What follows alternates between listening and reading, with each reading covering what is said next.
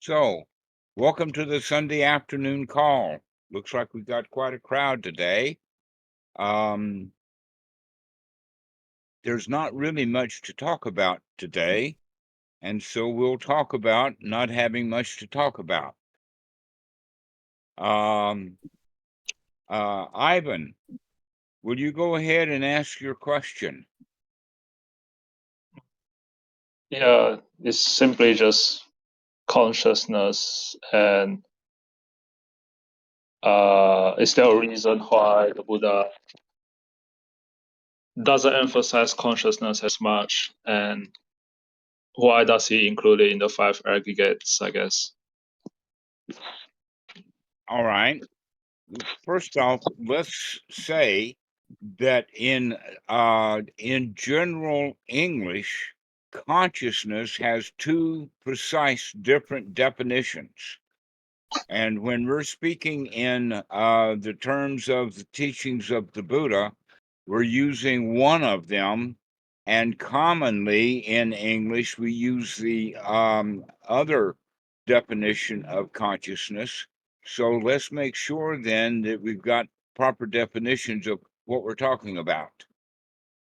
The consciousness that is used within the context of the teaching of the Buddha means basically that we're able to receive sensory input, that the senses and the ability to receive data through the senses, that's consciousness.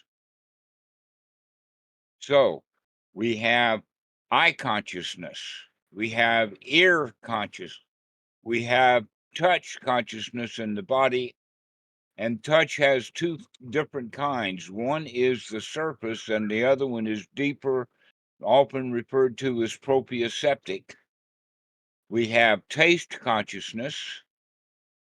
We have smell consciousness. We have those 5 kinds of consciousness, with the 6th would be the mind, in the sense that when we are thinking, we generally have an idea, we know that we're thinking.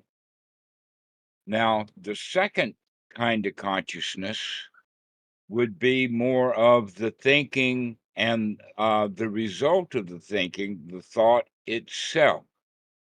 So, one is an early process, and the which is just merely receiving input, and then the second one is a little bit later after it's processed. That in fact, um, the processing that we do in order to gain some sort of understanding is generally referred to as perception as a noun, but it's really a verb, percepting. Now, that has to do with preception. So, the ception, or the actual seeing, or the actual consciousness in English language, would be, how do we get from sensory input consciousness into the consciousness of knowing? And the answer to that is that step in between is called perceiving, or making stuff up. That in fact, we don't really live in reality. We live in a perceived reality that has those steps of consciousness, and then perceiving, and then seeing, or a different kind of consciousness. Now, in the Pali, that different kind of consciousness is referred to as salayatana, and the word sali has to do with the sense, the internal quality, and atana is the senses. So what we do is we take the outside, we bring it through the eyes and the ears, etc. We process that data into an object that we can understand. Generally, to make an example of this, I use the word tree. I see a tree. Now, when I use the word tree, you don't actually see the tree that I see. You hear the word tree, and yet generally, and in fact, I would say everyone here then makes a mental image of a tree. How many of you heard the word tree and did not come up with a mental image of a tree? That would be quite unusual. Okay. It may, in fact, require quite a skill, is to leave the sensory input as the sensory input rather than processing it into an image.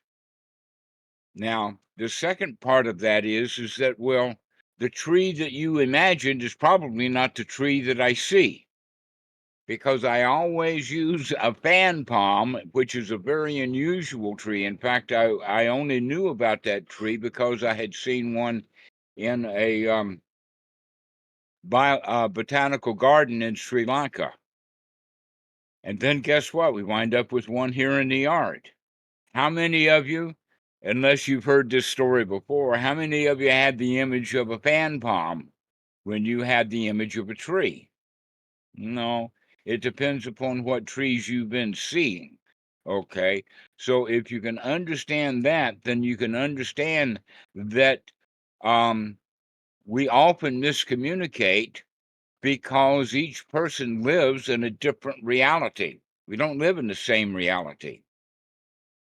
Two people can look at the same tree and not see the same tree internally. One can look at the tree and see how magnificent it is, and the other one can look at the tree and says, this tree needs help. This tree needs pruning. So that's the simple part of it.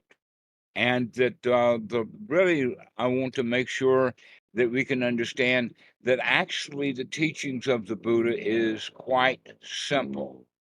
Now, the consciousness as an aggregate, there are 5 aggregates, and consciousness is one of the 5, and it is not yours. There is no self in it. It's just a matter of seeing.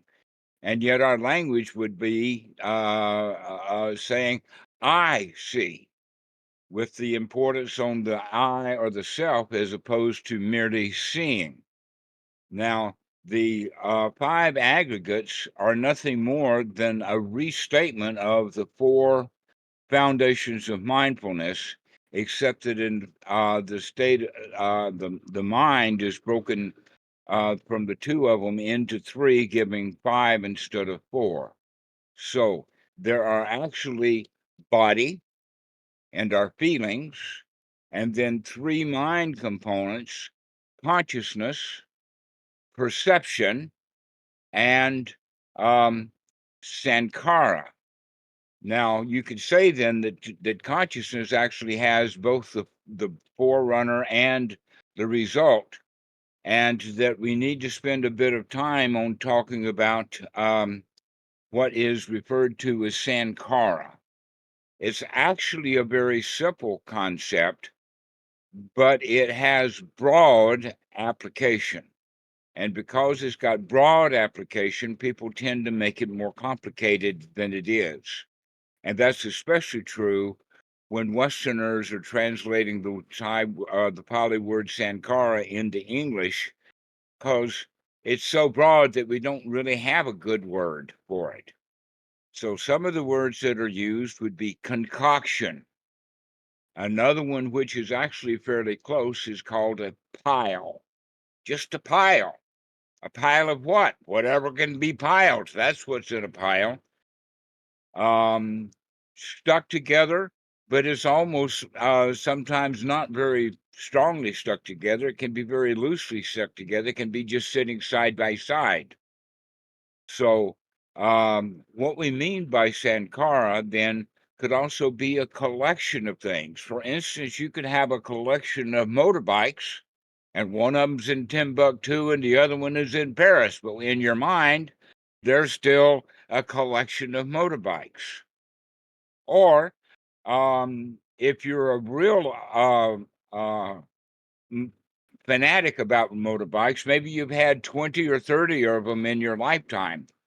And that's still just a concoction of motorbikes, even though some of them haven't been motorbikes for many years. There's still only a motorbike in your mind because you remember it as a motorbike, where in fact it's gone way past the junkyard. Probably it's been reprocessed into railroad ties or something like that. And so what we generally refer to as sankhara is not physical objects, but rather mental objects. Now, in Sutta number 9 in the Majjhima Nikaya, there is a statement about that there are 3 kinds of sankhara. One kind of sankhara is bodily sankhara, verbal sankhara is the second, and the third is mental sankhara, using the word chitta or sika. And so that word sita would mainly be referred to as emotional sankhara. Generally, what I mean by that is that when I use the word motorcycle, not only does an image or two of motorcycles come off into the mind, but also a kind of feeling about it. So if what you remember of a motorbike is a motorbike accident, so when you hear the word motorbike, you kind of cringe. But if you're a speed freak and you hear the word motorcycle, what do you think of, or what you feel is a feeling of exhilaration? It's very slight, but it's there. And so we can understand then that the mental quality of the sankhara almost has always a feeling component rather than just informational. And that when we take that and put it into words we use, then that's going to be a verbal sankhara. So we can see then that, in fact, with the body, the sankharas would be the skills that one has developed. So if you've been playing sports and you have sport kind of sankharas built into the body, they call it muscle memory. So you can actually think of that sankhara then is a kind of muscle memory, or it's a kind of memory of language, and also phrases and things like that in the verbal, and that the way that we normally are using it in the sense of the teaching of the Buddha is the language of the rules, or the way that things are supposed to be, idealisms, concepts, all of those kind of things then would be verbal sankhara. And that the emotional part of the sankhara would be then the part that is normally associated with the reptilian brain, the part of the back part. They call it the reptilian brain because the human has a part of the brain that's very similar to that of reptiles.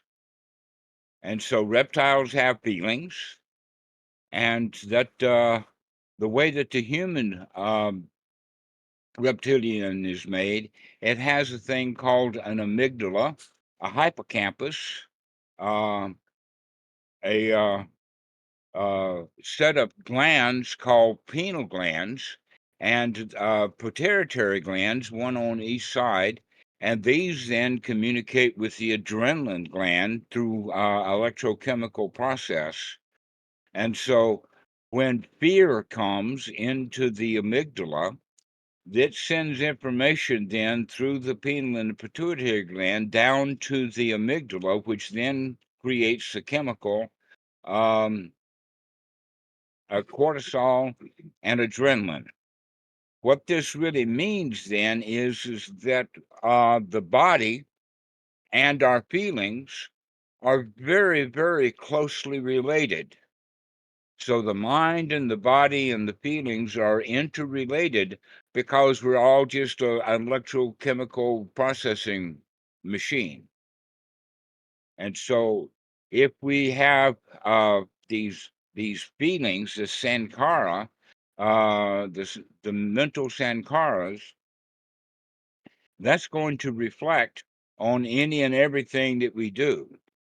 So what we're actually looking for in practice is to be able to see this stuff, to be able to know that that's what we're doing. If you can do that, then you can take control over it. That most people are out of control in the sense that they are operating by habit.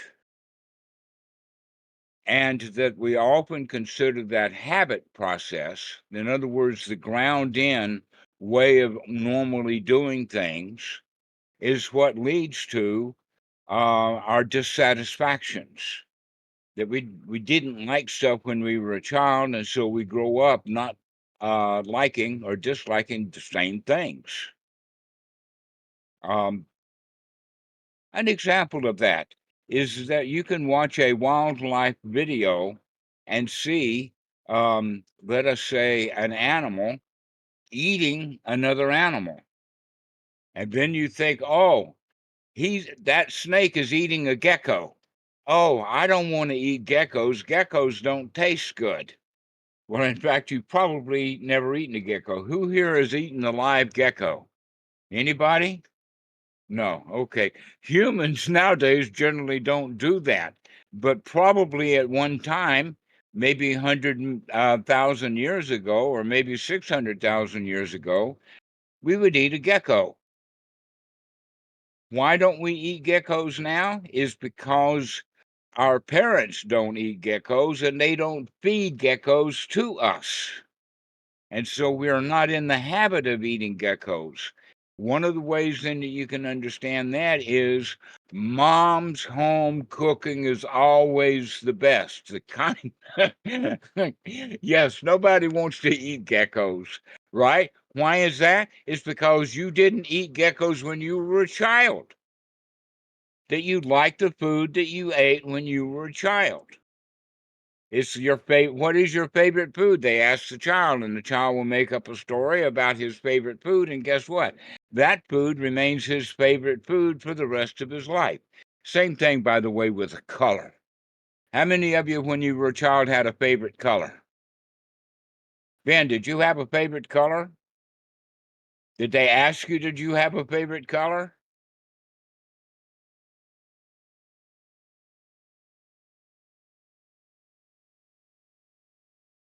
I don't hear you. I have no memory of that. I'm not sure. All right. How about you, Jesus? Did you have a favorite color when you were a child? Yes, I had red as my favorite color. All right. What is your favorite color now? Now it's not the same one. So It's the same one, isn't it? We make up our minds about stuff like that when we were kids, and it just stays there. Some of us have favorite colors of green. I wonder who. All right, so this is a way of recognizing that almost everything that you think is you and dear to you is just stuff you made up when you were a kid, and you hang and you cling to it. You cling to the foods that you ate when you were a child. You cling to colors. You cling to prejudices, all kinds of stuff like that. These things can then be referred to as sankharas, part of your pile. Now, one of the ways that we can understand this sankhara, how it affects us, is that it comes out in the form of old memories. And just like when I asked you what is about using the word tree, and you made up a tree, you made one up that you've seen before. How many of you made up a brand new tree that doesn't actually exist, or at least you've never seen a tree like that? Oh no, everybody remembers a tree they've actually seen before. So that's the Sankara that's coming up, and that Sankara then helps you process to come up with an image of a tree. And so we can think of these 5 aggregates as the reason that the Buddha taught them, he taught them, by the way, as a preliminary for the teaching of Paticca Samuppada. Now, many of you have heard the word Paticca Samuppada before. It actually means dependently arising. So just as the way that I have described that consciousness would then, the eye consciousness, sensory input, would then be a condition of your sankhara, the condition of your perception, and so would sankhara. So you take the present input, like the word tree, and your memory base of trees, and you come up with an image of a tree. One thing after another. Now, the way that the mind generally works is that once we've made up a tree, that tree is then what contacts us, not the word tree, but the image of the tree that you've constructed. And that contact then is what gives rise to the feelings. So these parts, these 5 parts of the body, the important quality that we understand is, one, is these 5 aggregates are already part and built-in parts of the teaching of Paticca Samuppada, in the sense of the way the dependent origination, the way the mind works. And number 2, the more important quality of these 5 aggregates is that none of them are you. The body is not you. Now, our culture really teaches us, oh, you are the body. You are the sportsman. You are the ball catcher. You are the thrower. You are this, that, and the other thing. And you'd be surprised at the number of industries that count on, the big businesses that count on the delusion that you are the body. Let me give you an example. Makeup. Let's use Donald Trump as an example of makeup so that the ladies don't feel bad. He makes up because he wants to look good, and it's him. And so when he is made up, he thinks that he has improved himself.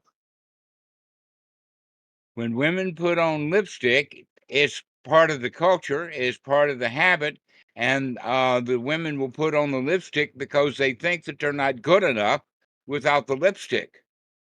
To where, in fact, while they're wearing lipstick, it's just there, and that mostly nobody notices it. So makeup would be one of those businesses that makes sure that you identify with the body. But guess what? A lot of others do too. The fashion industry, the clothing industry. Who am I? I am he who dresses the way I dress. Or there's another phrase, maybe you've heard this before, it's an old phrase, the clothes make the man. How many of you have heard that phrase? The clothes make the man. All right. The policeman is only a policeman because he's wearing a policeman outfit. And if he's an undercover or plainclothes policeman, guess what? He's still not a policeman until he brings out that badge to show. In other words, I, the policeman, am a policeman because I've got a badge, because I've got the clothes, I've got the identification. And then you'll see guys, you've heard of them. I haven't ever seen one like this because I'm staying in Thailand, that has big gold chains around their neck. I am the criminal. I'm just demonstrating that. Okay. So there's a lot of industries that assume that we identify with the body. The clothes you wear, the gym you go to, the automobile that you drive, etc., like this, all of that stuff is designed around making a person feel better about themselves because they're dressing up their body and they think, I am the body. But guess what? You cannot change your stature. Guess what? You cannot change your age. Guess what? You cannot change how you look, though you've got the medical industry now with their plastic surgery and their reconstructive surgeries. They're in great big business when people are trying to make the body look better. And yes, guess what? They don't actually become a better person because they've had cosmetic surgery. The lady is not any better because she puts on makeup. Donald Trump is certainly not better because he put pancake all over his face. This is the way that we can understand that the body, at best, you're a guest. And yet we have these sankaras about what it was like at childhood. And so we have the mistake of, I am that 4-year-old that I remember. And yet you don't remember very much about when you were 4 years old. In fact, many kids can't even tell the difference between when they were 4 and when they were 6, other than identification with the location. For instance, the 4-year-old doesn't think about the first grade, but the 6-year-old will think about the classroom of the first grade. But these are just memories, and they're very spotty. You can't remember hardly anything. Many people actually identify with food just because, like I was saying just a minute ago or a while ago, about that the favorite foods that we have were the foods that we ate in childhood, and many people then will identify with the food that they're eating now, where in fact they created that identification when they were quite young. And so an example of this is a month ago, the Friday night that was 4 weeks ago, what did you eat? Bet nobody remembers. We don't remember. Well, so much for Santiago, he remembers. What did you have 4 weeks ago, Friday night? Rice, egg, and beans. Like every single day. All right. So it's not 4 weeks ago on Friday night. It's on a regular basis. I got you. But maybe you don't actually remember that day what you ate. You might have eaten something else because you don't always eat the same thing over and over again. So here's the point that we're making is that many people identify with who they are based upon their past and their past memories, to where in fact our past memories are quite spotty. We don't remember much of anything. That in fact it's been said that all of one person's human knowledge can be put into 1 gigabyte chip. That's not much memory. There's not much there. Ivan, guess what? You really are supple. There's not much to you. What a relief. I didn't catch that. I said that's a relief.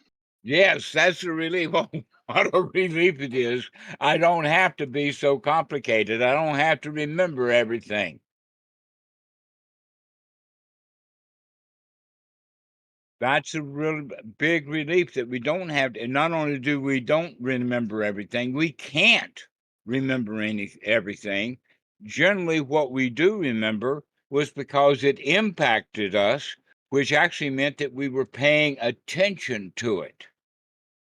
Now, this is an old story that I've heard many times, and that is once someone begins to pick up practice of anapanasati or any kind of meditation generally that requires them to look and to watch and to see, they develop the habit of looking and watching and paying attention, which means then that their memory improves quite a lot. Because if we go around just on habit, operated through habit, we tend to not to take things in. We tend to let it all kind of drift by, and we don't actually record that data. And because of that, guess what? We can't remember it because we never recorded it. But the important part is, imagine that everything that happens is very, very much like that you're the city library and it's the delivery of a new book. Every day, the library gets a new book or two, and instead of cataloging it, putting it in the right place around the others using a Dewey Decimal System or with fiction according to the author's last name, what the library does is just throw all of those books into a great big pile. That's what we mean then by the Sankara, is it's just a big pile. And that you'll hear a word and that you'll grab something out of that pile to process it. And that comes up with a mental image or a construction. And then the next week, you hear that same word, and this time you'll grab yet another different piece of information out of your pile, and then you'll come up with a different story, which means that we're not very consistent. But the important point that we want to make is that these 5 aggregates, the body, your feelings are just a habit. The feelings that you have nowadays are the same feelings that you had when you were in diapers, the same feelings that you had when you were in grade school. There's not very many different feelings. And we have our favorite feelings. Generally, the favorite feeling for most people in society is a feeling of it's not good enough. Things need to be fixed. We're kind of dissatisfied, and that tends to be our primary feeling. But we think that the feeling owns us. So when I'm angry, we use the word I'm angry, which means the anger takes over and controls you. You're owned by the anger, which means then that we are our feelings.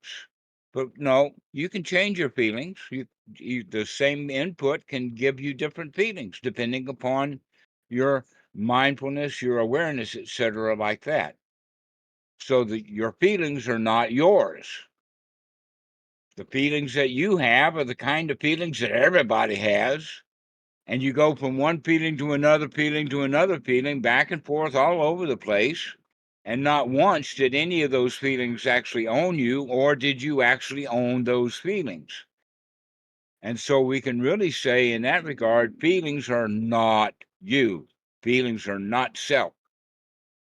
The same thing is true with your consciousness and your processing ability, your perception, as well as the sankharas.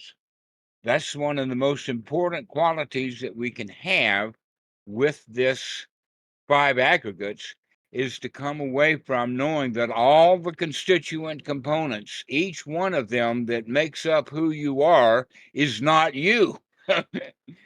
We just use that kind of a language. But you are not your feelings. You are not your perception. You are not your memory systems, your concoctions, your pile, and you are not the body. Well, then who are you? Anybody want to take a stab at that? Actually, the answer is they say the word anatta, but anatta does not mean no self in the sense of there is no self. But what it really means is that there is no everlasting or permanent self, that you're all over the place. The way that I generally refer to it is that you're a moving target. You're never the same. And yet we don't pay attention to that. We're not watching the fact that we keep moving around, we keep being different. Sometimes you feel like a nut and sometimes you don't. But most people don't even watch to see how their feelings are changing.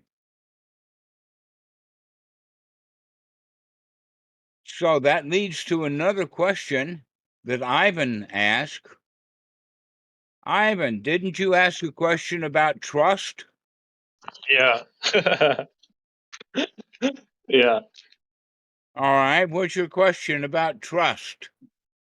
I don't know how to. Well, it feels like I trust myself when I stop thinking that much. I don't know. Guess what? You can't do that. Okay. You can't. And if you pretend to, that's not a wise thing to do. That in fact, the way that I would talk about it is that it's not worthy of your trust. Mm. Have you ever heard of the phrase trust but verify? I think I do. I don't really know what it means. All right. Have you ever heard of the concept of a second opinion? Yeah. All right.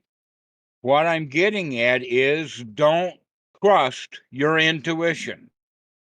Don't trust your initial response. Mm. Don't trust it.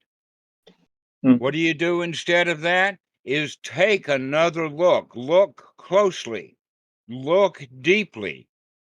Now, we can take this into all kinds of directions, and the one that I would like to go with is the issue of confidence. When we practice Anapanasati over and over and over and over again, and keep getting similar or same results over and over and over again, we can begin to trust that we know.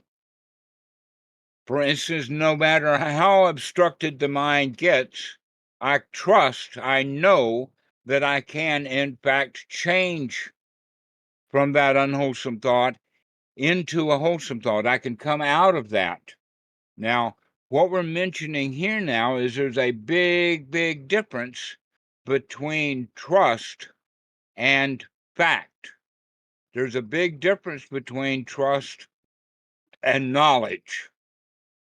And yet all kinds of places they want you to trust. An example of that is about telling lies. Everybody was taught how to lie. We're all liars. We were taught by our favorite person how to lie, our mommies. Our mommies lied to us. And many of us never figured out that she was lying to us. In fact, she didn't even figure it out that she was being lied to as a child, and so she just propagated that lie one generation after the other after another. And so the way that we could learn to live our lives is not trusting. Don't trust anything. Verify, inspect, look again. This is the way that we is the path to happiness, and the path to misery is by trusting. And I'm thinking about all kinds of things like blind trust walks. We did blind trust walks at some ashram when I was in India, and the whole point of it is that people will fall over, they'll fall down, they'll run into things. They can't see when they're blindfolded. They have to trust the leader, and the leader is intentionally going to run them into a tree, or even lay down in front of them while they're walking so that they'll trip right over him. Basically, the blind trust walk is all about learning to observe, take your input, look at what's going on. Don't trust. Don't trust the lies that you've been told. Come out of the lies that you've been told. Investigate thoroughly, investigate completely. Because our lives have been filled with lies, and we believe many of them. Like lies about religion. Yes, go ahead, Ivan. Is is there something called wholesome or skillful wise doubt? So it's like, let's say I trust certain feeling, and it's like, well, I don't really have to trust it, and it's I don't know. Yeah, because feelings, they come and go very quickly. So Mm. you can change it immediately. You can see it for what it is, but you don't want to trust that feeling. A lot of people saying, oh, trust your instinct, trust your guts. That's delusional. Don't trust your instincts. Verify. Go for the facts. Look at really what's going on. There has been more damage done on the planet Earth by people who trusted their intuition. Now, this Like brings up. Go ahead. like Donald Trump comes to mind, I guess. What comes to mind? Donald Trump. I don't know, whatever. Yes, right, exactly.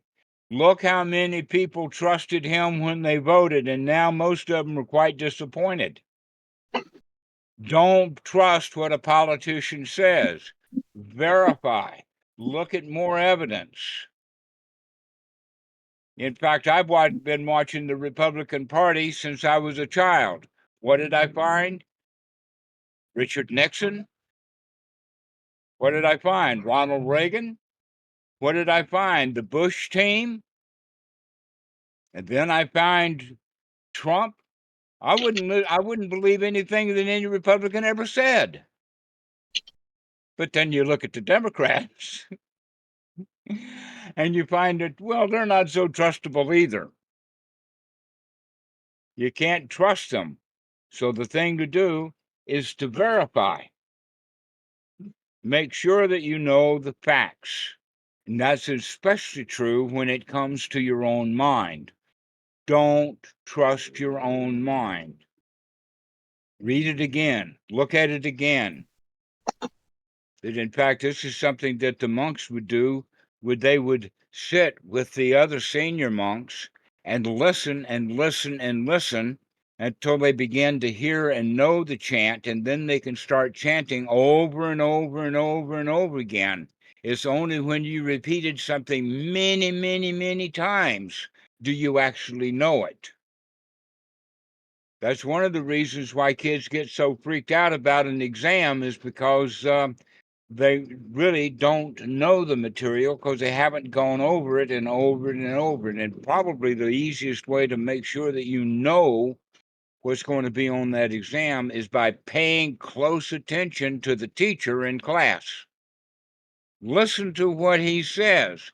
But most kids, they don't want to do that. They'd rather play with their cell phone or something else. And then they're not paying attention to what's going on in class. And so when it's the exam time comes up, they're all freaked out, spending an all night trying to study because they don't trust, because they haven't verified that they know the information. And so then they walk into the study hall where they're giving the exam, and they're afraid. And so now they're affected by their fear when they're taking the test, and they come across the test item and they don't know the answer to it. Oh no, I don't know that one. And so the next item after that and after that is affected by the bad feeling that they got from that earlier question. But if you know that, then you can say, oh, I'll come back to that question later. Let me take this new question fresh. And so in a way, you could say that the best way to learn how to take a test is by becoming a Dhamma dude. If you can actually know your own mind because you've investigated it over and over and over again, and when you're in that exam, you investigate your mind, and when you're in class, you investigate to make sure that you're paying attention. This actually operates throughout any aspect of our lives. To look at what you're doing, pay close attention, don't trust that you know it.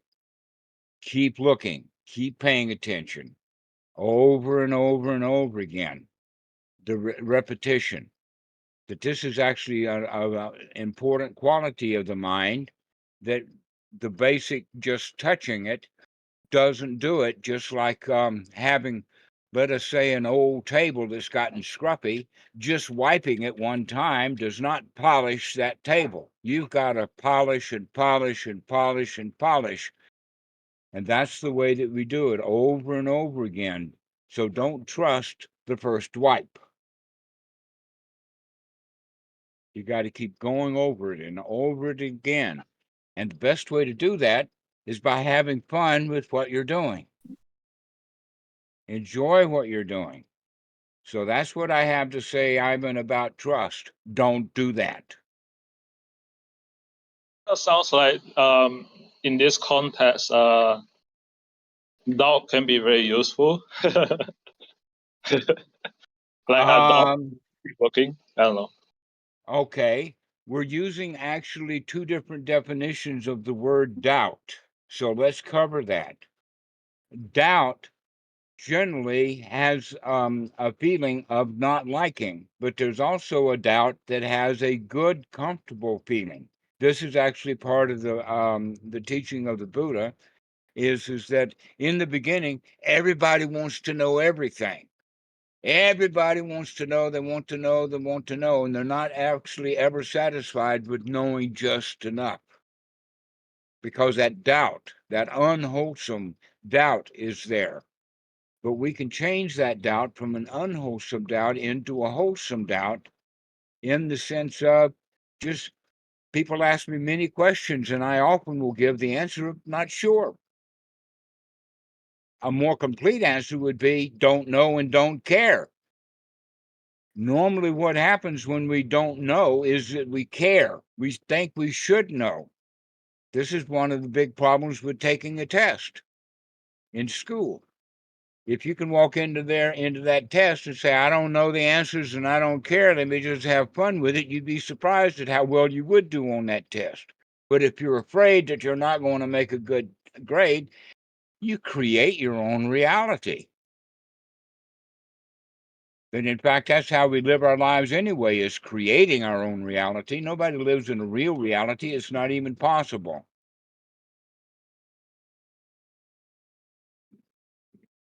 All we can do is take input, process it, and the very processing of it changes that reality. Can you see that process happening? Can you see when you're making stuff up? Can you see that what you made up is not real? Maybe you need to go check it out again. Don't trust your first impression. Check it out, observe it over and over again. And as you practice over and over again, the practice of feeling good, you begin to get the confidence that I can do this.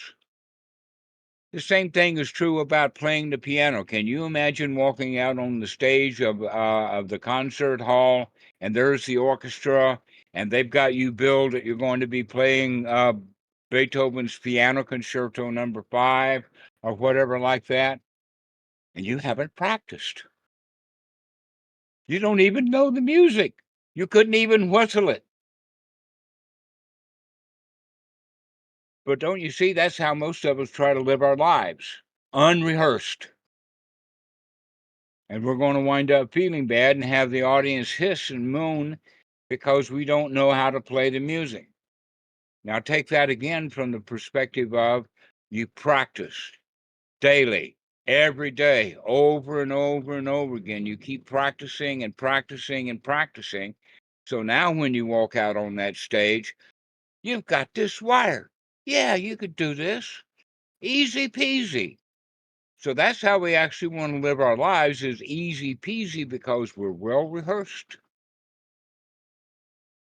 So how are you going to spend your time? Are you going to spend your time frittering it away? Are you going to spend your time in entertainment? Or are you going to spend your time watching the mind, watching your behavior, watching your feelings? Look at what you're doing, because only by looking at what you're doing can you have a chance of changing. He who does not practice the piano does not learn how to play the piano. He who does not practice his looking at what his mind is doing does not have a good life. If you want to have a good life, you have to rehearse. You have to practice. over and over and over again. Don't trust that you know it until you're well skilled, because you've been practicing over and over again.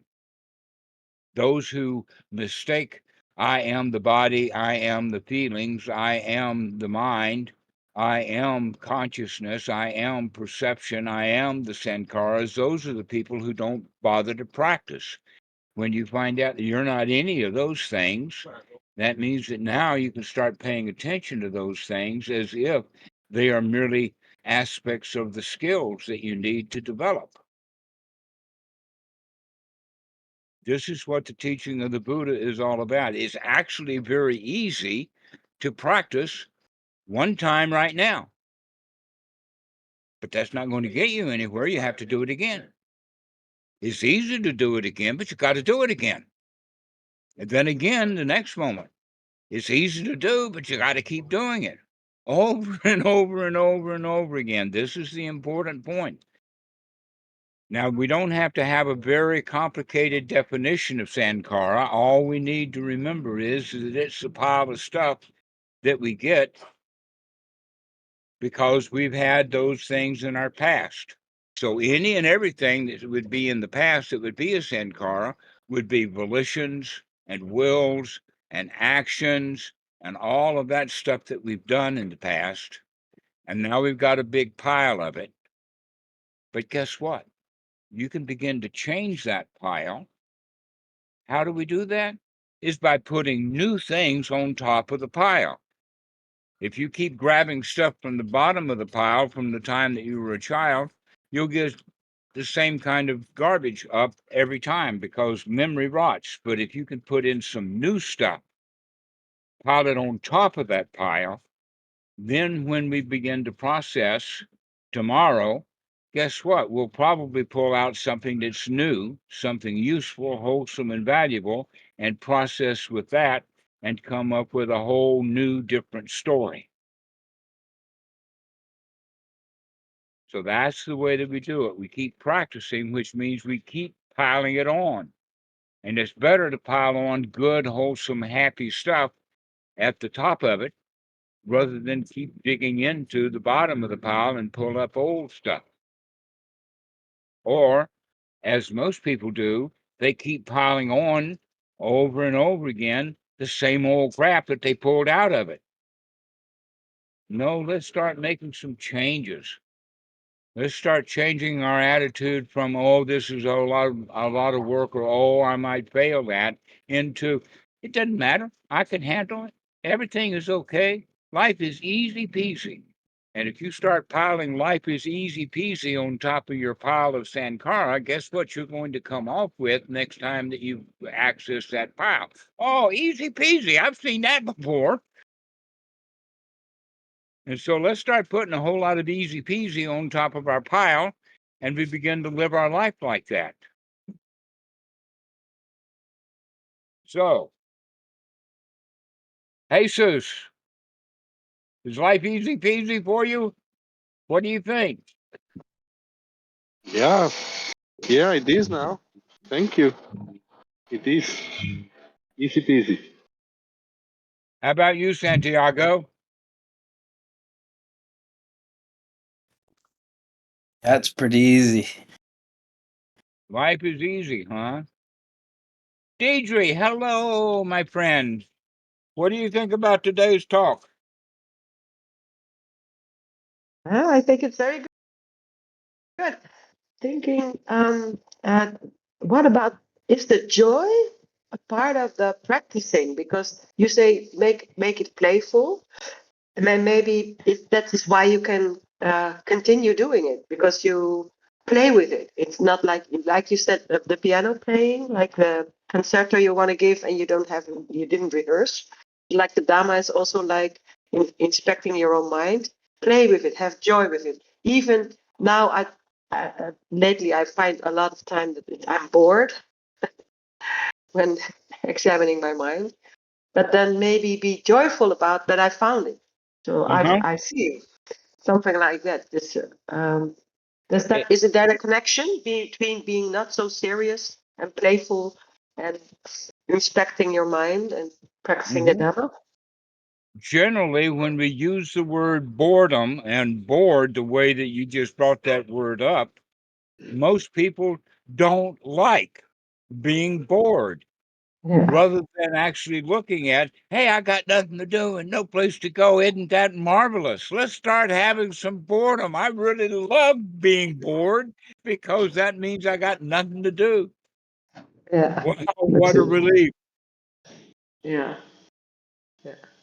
So it's not a matter of a boredom, it's a matter of how do we feel. The attitude. Yeah. The attitude that we have, the attitude and our feeling then is the way that we need to make some changes so that we have the kind of attitude that makes your life easy peasy. Mm. We practice it over and over and over again. We build that skill. Yeah. Yeah, that's it. But then have fun with it. Because if you don't have fun with it, if it gets really serious, everything you do in life, if it gets really serious, then you want to quit. I know. And guess what? Many of us have a big pile of serious. Let's start And a big having pile of worry. Worry. Got a big pile of worry, a big pile of serious, and so that's what we pull out of our pile when we process our data. The better thing to do is to put some happy, joyful, interesting things on the top of the pile so that that's what we pull off. So, Amrit, what do you think? Yeah, Dhammarato, I agree. Life is easy peasy, at least for now. I think that is enough. That's all we have is right now. Yes, indeed. How about you, Timo? Do you have much to say? Have anything? No, just investigating. Just keep Still investigating, keep looking, and keep changing it. When you investigate it and see that you've got a pile of crap, change that. How about you, Luke? You got something to say? Nothing here, mate. Thank you. All right. How about Krishna? Nothing in particular. Thanks. Okay. Mr. Bean. Ben.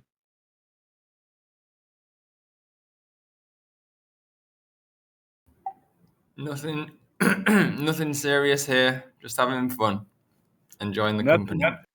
Nothing serious. That's good. Excellent. And Santiago, how about you? I'm pretty good.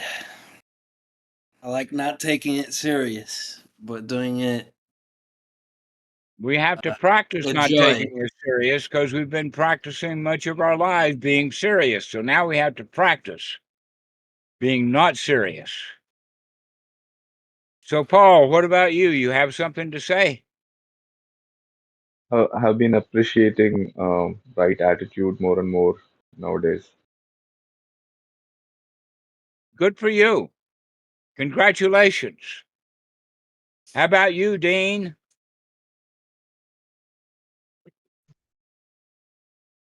All good, Dhammarato. When practice is going well, life is easy. That's true. Yes. So congratulations to you too. Life is easy. So Kevin, are you there?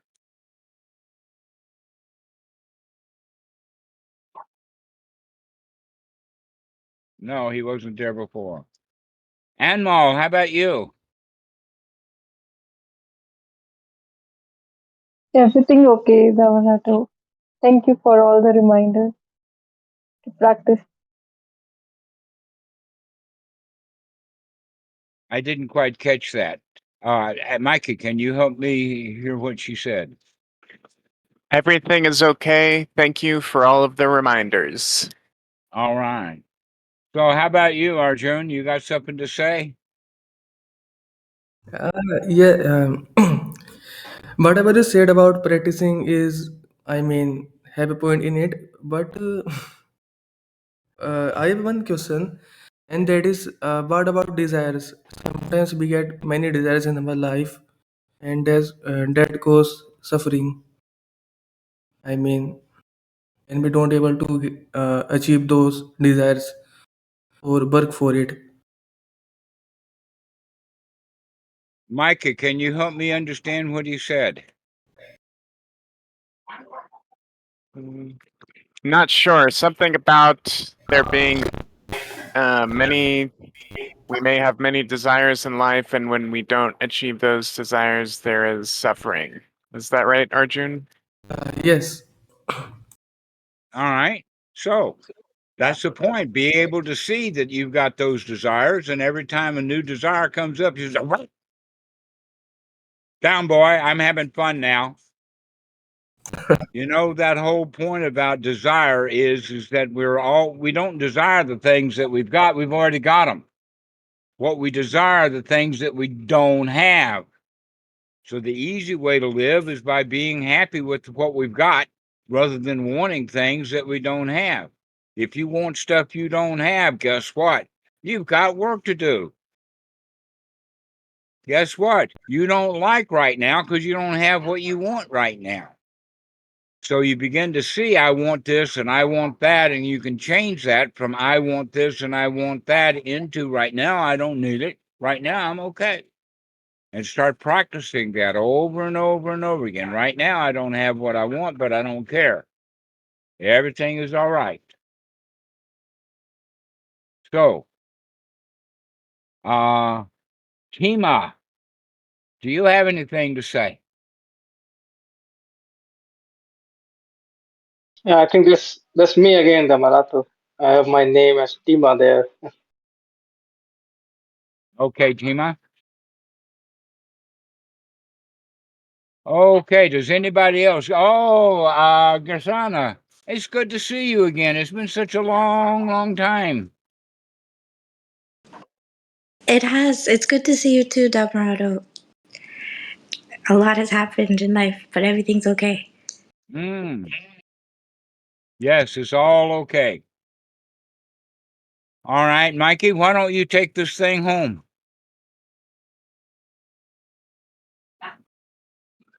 Yeah, thank you, friends, for being here today. This has been a splendid call. Friendly reminder, no need to pick up that pile. Yeah, and check out the one-on-one calls channel here on Discord. Leave a date and time for when you'd like to do a call. If you've done a call before, that's okay. You can do another one. We have myself available for calls, Mr. Ben, a number of other people. Luke, I've seen quite a few of you have been doing the one-on-one calls. It's a great way to make friends here in the community and the Sangha, and it's been really going well. Also, check out OpenSanghaFoundation.org. If you'd like to write a blog, there's some really nice blog posts there that people have been posting, and you can write about your practice, this sort of thing. Check out our map of Watts. And there's a new book we put by Buddhadasa today as well. So yeah, you can check that out in the PDF library. And if you're listening to this on YouTube or Apple or Spotify, make sure to subscribe and like and leave some comments, and feel free to share these Dhamma calls. Thank you, friends. Thank you all. Anybody got any last comments? All right. Thank you all so much. Good to see so many friends.